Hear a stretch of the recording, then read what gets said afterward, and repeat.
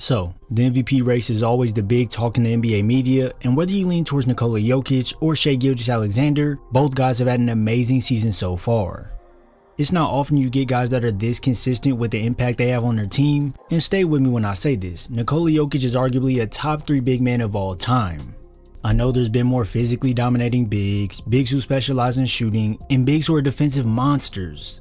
But when have you seen a big man that can do everything on the floor offensively, just raising the level of his team to be champions? This here is exactly what Nikola Jokic provides for the Denver Nuggets. When you get a player that has a computer mind, this is when you get someone who can move faster than everyone on the court without actually having foot speed.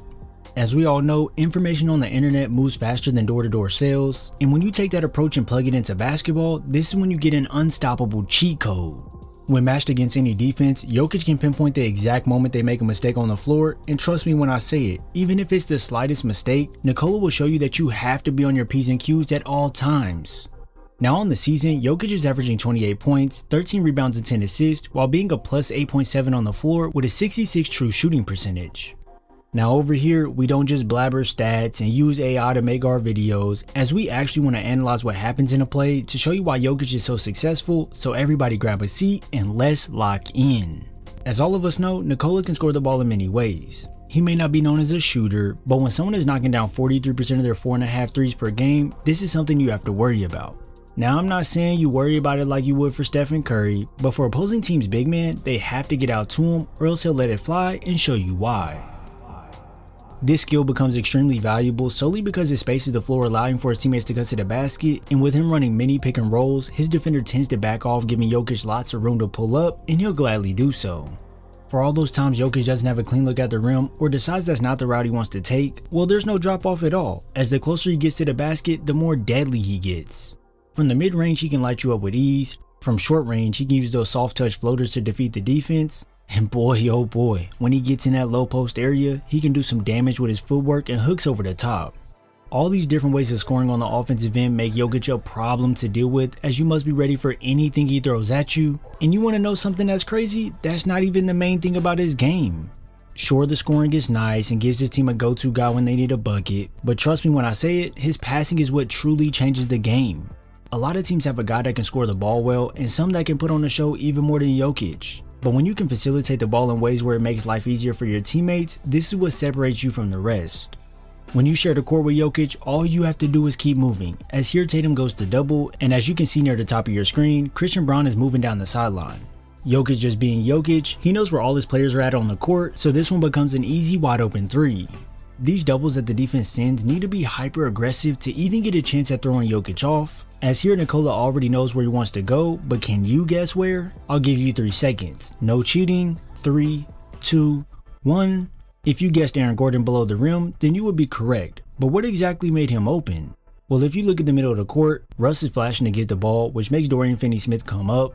Rui is just guarding the air, just ball watching, and Doncic has to split the ground between 2 players on the outside. This now presents an uncovered Gordon, and with a no look, this leads to a backside slam. I understand that doubling him seems like the way to stop him, but all this does is get his teammates involved, which gives them the confidence, and now you're in trouble. At times you'll see the defense let him go one-on-one until he touches the paint, and at this point they all just collapse on him, and now there's 3 defenders around him. A lot of players in this situation would just panic, but for Nikola, it's another day at the office. We can all see that Peyton Watson is cutting back door to get the CC dunk, but hey, that would be too predictable, wouldn't it? So instead, Jokic deceives the defense with his eyes, which makes Donovan Mitchell lunge towards the baseline, and all along, it was this 3-pointer he wanted to connect on. I can't stress it enough about how you need to be unpredictable in the game of basketball, and when it comes to being a star player, this becomes more and more important.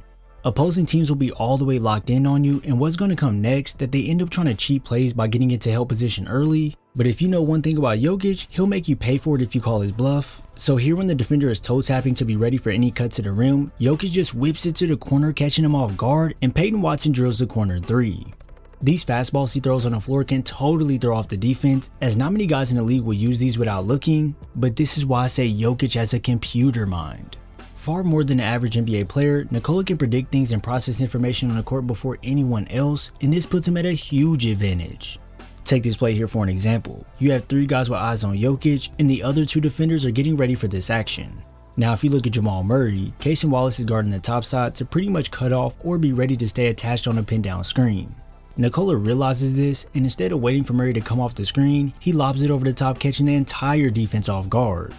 I know for some guys it may seem like you've read them perfectly, but as a defender, if you're thinking that, then you may want to be worried. Jalen Williams on this play sees the cut from Watson in motion, so why not jump hard at it?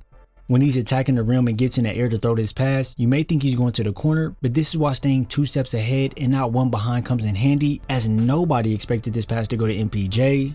And if you gamble on the steal, you now leave your man open on the backside, and even though Reed gets a hand up to stop the pass over the top, it was all a setup so Jokić could go around his body to connect with Strawther.